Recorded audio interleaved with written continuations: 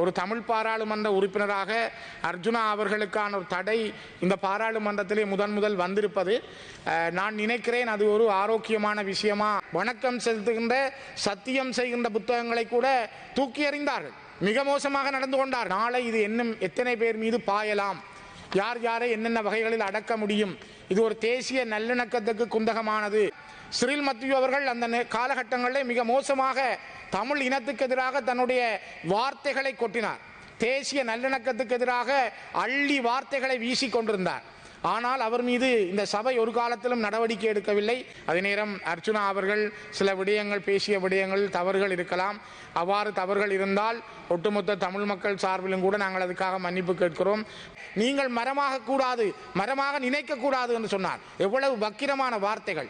ஆகவே ஒரு நாட்டினுடைய ஜனாதிபதிகளாக இருந்தவர்கள், பிரதமராக இருந்தவர்கள், யாழ்ப்பாண மக்களின் அபிப்பிராயத்தை பற்றி எமக்கு எதுவும் கவலை இல்லை.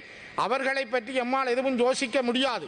அவர்களின் உயிர்களை பற்றியோ எங்களை பற்றி அவர்கள் என்ன நினைக்கிறார்கள் என்பது பற்றியோ எமக்கு கவலை இல்லை. மிக முக்கியமாக எனக்கு இன்னொரு நிமிஷம் தாருங்கள். சம்பந்தனையாவும் அந்த நேரம் பாராளுமன்ற உறுப்பினராக இருந்தார். ஆனால் அந்த நேரம் இந்த பயங்கரவாத தடை சட்டத்தை தமிழராகிய நாங்கள் யாரும் எதிர்க்காமல் விட்டது ஒரு பெரிய வரலாற்று தவறு. அவர் இலங்கையிலே தந்திரம் மிக்க நரி தந்திரசாலி என்று சொல்லப்படுகின்ற ஒருவர். தமிழீழ விடுதலை போராட்டத்தையும் மேதகு பிரபாகரன் அவர்களையும் நேசித்த ஒரு பெருமனிதன். கௌரவ தலைமை தாங்கும் உறுப்பினர் அவர்களே, நான் ஒரு முக்கிய விடயத்தை பதிவு செய்து கொள்ள வேண்டும். நேற்றைய தினம் இந்த சீருயர் சபையிலே சபாநாயகர் அவர்களால் பாராளுமன்ற உறுப்பினர் அர்ச்சுனா ராமநாதன் அவர்கள் மீதான சில தடைகள் அறிவிக்கப்பட்டது.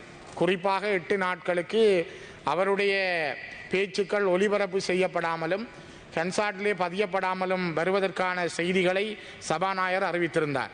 அவருடைய அன்பார்லிமெண்டரி வேர்ட் என்ற பதம் பாவிக்கப்பட்டது. அவர் பாராளுமன்றத்துக்கு புறநிலையான சொற்களை பாவித்திருந்தார் என்ற விடயங்கள், அது பாராளுமன்ற சபாநாயகர் இந்த சீருயர் சபையினுடைய தலைவர் பொறுப்பாளர் என்ற வகையில் அவர் எடுக்கும் முடிவுகளை அதற்கு கட்டுப்பட்டு நாங்கள் நடக்கிறோம். அதை நான் ஏற்றுக்கொள்கிறேன். ஆனால் சபையை பயன்படுத்தி பெண்கள் மீதான அல்லது பெண்களுக்கு எதிரான வன்மங்களை கொண்டு வருவதையோ அல்லது ஒரு சமயம் சார்ந்து மார்க்கம் சார்ந்து இருக்கின்ற முஸ்லீம் சகோதரர்களுக்கு எதிரான வன்மங்களை கொட்டுவதையோ நாங்கள் ஏற்றுக்கொள்ளவில்லை. நான் நினைக்கிறேன் எங்களுக்கும் முஸ்லீம் சகோதரர்களுக்கும் இடையில் ஒரு நீண்டகால தமிழ் பேசும் உறவாக, தமிழ் பேசும் மக்களாக ஒரு அந்யோன்ய உறவுண்டு. ஆனாலும் கடந்த யுத்த காலங்களில் ஏற்பட்ட மனக்கசப்புகள், அவர்களுக்கும் எங்கள் மீது காயங்கள் உண்டு, எங்களுக்கும் அவர்கள் மீதான காயங்கள் உண்டு. ஆனால் அவற்றை திரும்ப திரும்ப நாங்கள் ஆய்வு செய்வது அல்லது அதை தோண்டி பார்ப்பதல்ல இப்பொழுது நோக்கம். நாங்கள் தமிழ் பேசும் மக்களாக அவரவருடைய மார்க்கம், மதம், அவர்களுடைய சம்பிரதாயம், கலாச்சாரம், பண்பாடுகளை மதித்து நடக்கின்றவர்கள் என்ற வகையில் நாங்கள் அதற்கு எதிரானவர்கள் அல்ல. ஒரு காலமும் தமிழ் மக்கள் அதனை எதிர்க்கவும் இல்லை. அதே நேரம் அர்ச்சுனா அவர்கள் சில விடயங்கள் பேசிய விடயங்கள் தவறுகள் இருக்கலாம். அவ்வாறு தவறுகள் இருந்தால் ஒட்டுமொத்த தமிழ் மக்கள் சார்பிலும் கூட நாங்கள் அதுக்காக மன்னிப்பு கேட்கிறோம். முஸ்லீம் மக்கள் அதனை பெரிய விடயமாக எடுத்துக்கொள்ளக்கூடாது என்பது எங்களுடைய மிக வினயமான வேண்டுகோள். ஆனால் இன்னொரு வகையிலே ஒரு தமிழ் பாராளுமன்ற உறுப்பினராக அர்ஜுனா அவர்களுக்கான ஒரு தடை இந்த பாராளுமன்றத்திலே முதல் வந்திருப்பது நான் நினைக்கிறேன் அது ஒரு ஆரோக்கியமான விஷயமா என்று நான் பல தடவைகள் யோசித்ததுண்டு. நேற்றையிலிருந்து நான் ஒரு நீண்ட நேர யோசனைகளுக்கு பின்னர், ஆய்வுகளுக்கு பின்னர் இந்த பதிவை நான் செய்ய விரும்புகிறேன். மிக முக்கியமாக கௌரவ தலைமை தாங்கும் உறுப்பினர் அவர்களே, நீங்கள் கூட ஒரு காலத்தில் யுஎன்பி அரசாங்கம் இருந்த காலத்தில், ஜேஆர் ஜெயவர்தன பிரேமதாசா காலத்திலே 88-89களில் ஒரு ஜேவிபி போராளியாக கைது செய்யப்பட்டு உங்களுடைய கை நகங்கள் புடுங்கப்பட்டு சித்திரவதைகளுக்கு உட்பாக்கப்பட்ட ஒருவர் இன்று நீங்கள் பாராளுமன்றத்துக்கு வருகை தந்து முதல் தடவையாக வருகை தந்து இன்று சபையினுடைய சபாபீடத்தை தலைமை தாங்குகின்ற மனிதனாக மாறியிருக்கிறீர்கள் என்றால் உங்களுடைய அந்த 50 வருட பொறுமை, காத்திருப்பு, உங்களுடைய அந்த அந்த அந்த உழைப்பு மக்களிடமிருந்து வந்தது இன்றைக்கு உங்களை இந்த சீருயர் சபையினுடைய முதலாவது ஆசனத்திலே இருத்தி இருக்கிறது. அதனால்தான் நான் பார்க்கிறேன் இந்த சபை எவ்வளவு மனிதர்களை கண்டிருக்கிறது, எத்தனை பேரை வந்து போய்கொண்டிருக்கிறார்கள். இருக்கிற பொழுது ஒரு பாராளுமன்ற உறுப்பினர் மீதான குற்றம் என்பது நாளை இது இன்னும் எத்தனை பேர் மீது பாயலாம், யார் யாரை என்னென்ன வகைகளில் அடக்க முடியும், இது ஒரு தேசிய நல்லிணக்கத்துக்கு குந்தகமானது என்ற வார்த்தைகள் எங்களை சில தேடல்களை நோக்கி நகர்த்தி இருக்கிறது. குறிப்பாக நான் நினைக்கிறேன் பெரியசாமி சந்திரசேகரன் அவர்கள் இந்த பாராளுமன்றத்திலே பிரதி அமைச்சராகவும் இருந்தவர், ஒரு தமிழ் தேசியவாதி, கிளிநொச்சி மண்ணிலே ஒரு கலாச்சார மண்டபத்தை கட்டித்தந்த பெருமைக்குரியவர்.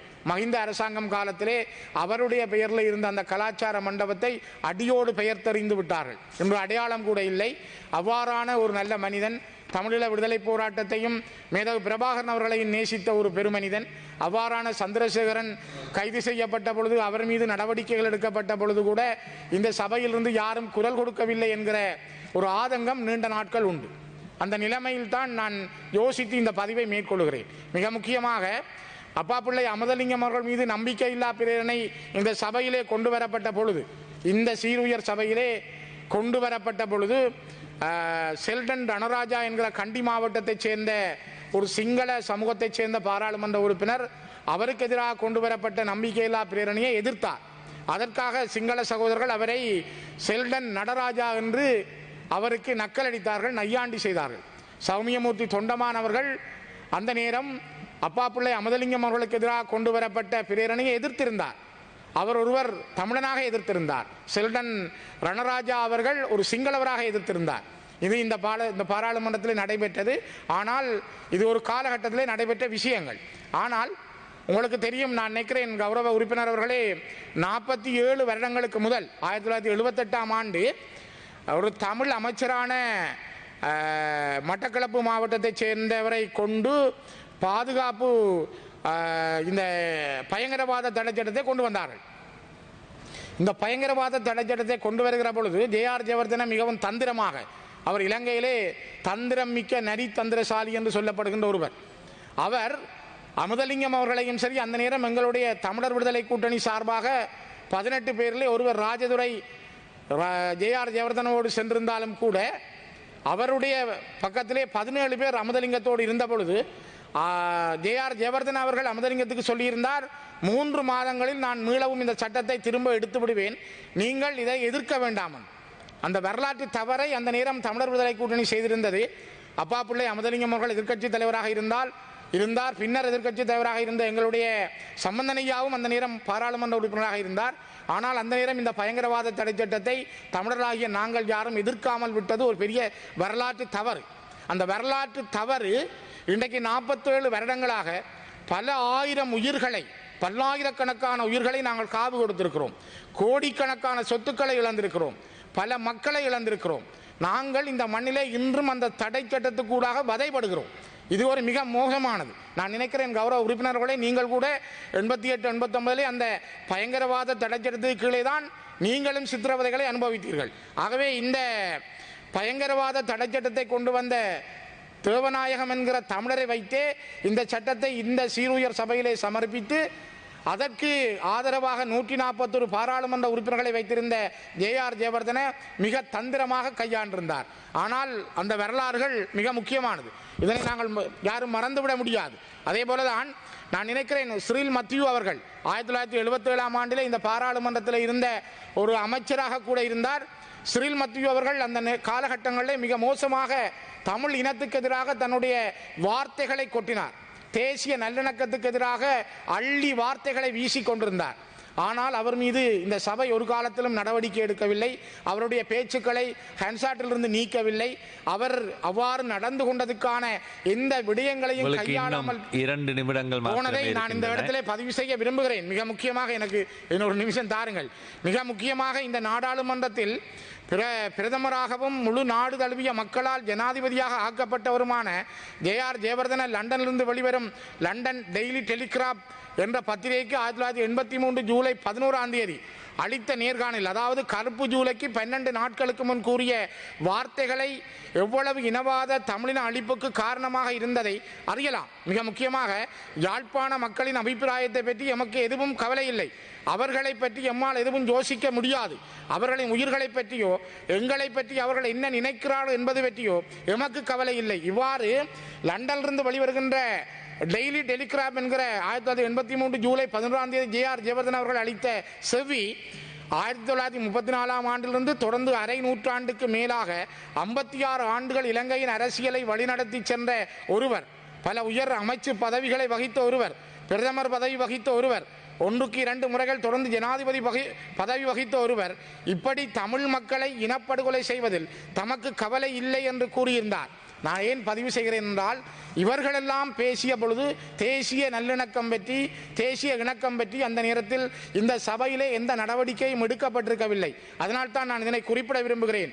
கரு ஜெயசூரிய அவர்கள் சென்ற பாராளுமன்றத்திலே சபாநாயகராக இருந்த பொழுது இதே நீங்கள் இருக்கிற சபையிலே தூளடித்தார்கள். இருந்த புத்தகங்களை தூக்கி எறிந்தார்கள். வணக்கம் செலுத்துகின்ற, சத்தியம் செய்கின்ற புத்தகங்களை கூட தூக்கி எறிந்தார்கள். மிக மோசமாக நடந்து கொண்டார்கள். ஆகவே நான் உங்களிடம் சொல்ல, டிபி விஜயதுங்க ஒரு காலத்தில் ஜனாதிபதியாக இருந்தார் பிரேமதாசாவுக்கு பிறகு. அவர் சொன்னார், நாங்கள் சிங்களவர்கள் எல்லாம் ஒரு மரம் என்றால் தமிழர்கள் நீங்கள் கொடி போல எங்களில் படலாமே தவிர நீங்கள் மரமாக கூடாது, மரமாக நினைக்க கூடாது என்று சொன்னார். எவ்வளவு வக்கிரமான வார்த்தைகள்! ஆகவே ஒரு நாட்டினுடைய ஜனாதிபதிகளாக இருந்தவர்கள், பிரதமராக இருந்தவர்கள், ஒரு நிமிஷம், பிரதமராக இருந்தவர்கள் இந்த நாட்டிலே எவ்வாறு இனவாதத்தை தூண்டினார்கள், தேசிய நல்லிணக்கத்துக்கு எதிராக செயல்பட்டார்கள். அதனால் தான் நான் இதனை குறிப்பிடுகிறேன். என்றால் நான் ஒரு இறுதியாக ஒரு வார்த்தை, 1990ஆம் ஆண்டு நடுப்பகுதியிலே மக்கள் வங்கியால் வெளியிடப்படுகின்ற பொருளியல் நோக்கு என்கிற ஒரு பத்திரிகை, ஒரு சஞ்சிகை வெளிவருவது. அந்த பொருளியல் நோக்கிலே அப்பொழுது இருந்த ஈழப்புரட்சி அமைப்பு ஈரோஸ் என்கிற அமைப்பின் ஸ்தாபகர்கள் ஒருவரும் பின்னாளில் தமிழீழ விடுதலை புலிகளில் மூத்த உறுப்பினருமாக இருந்த பாலகுமாரன் அவர்கள் சொன்னார், இது சமாதானத்துக்கான ஒரு கடைசி சந்தர்ப்பம் என்று. இந்த காலம் சமாதானத்துக்கான ஒரு கடைசி சந்தர்ப்பம் என்று அந்த பாலகுமாரனுடைய வார்த்தைகள் இன்று எவ்வளவு நாட்களை கடந்திருக்கிறது. ஆகவே நான் குறிப்பிட விரும்புகிறேன், மிக முக்கியமாக ஒரு நிமிஷம் முடிக்கிறேன். ஆகவே தயவு செய்து கௌரவ உறுப்பினர் அவர்களே, நான் அர்ச்சுனா ராமநாதன் என்கிற ஒருவருடைய விடயத்திலே சபாநாயகர் எடுக்கும் முடிவுகளுக்கு நாங்கள் கட்டுப்படுகிறோம். ஆனால் கடந்த காலங்களிலும் இந்த சபையில் தமிழர்களுக்கு எதிராக ஒரு விடயம் வருகிற பொழுது அது கருத்திலே கொள்ளப்படவில்லை. தமிழரான அவருக்கு வருகிற பொழுது நாங்கள் பேசாமல் இருப்பது ஒரு வரலாற்று தவறாகும் என்பதால் நான் இதனை பதிவு செய்கிறேன். நன்றி.